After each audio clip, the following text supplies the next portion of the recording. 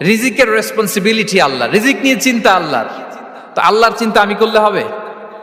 বলেন, যেটার দায়িত্ব আল্লাহ, যে রেসপন্সিবিলিটি আল্লাহর, ওই রেসপন্সিবিলিটি আমি নিলে হবে?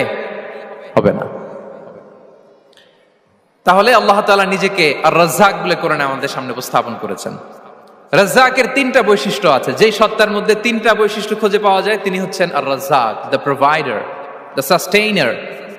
আর রাজ্জাক কোন সেই তিন গুণ? এক নম্বর গুণ হচ্ছে নো ডেফিসিয়েন্সি, তার কোনো অভাব থাকবে না।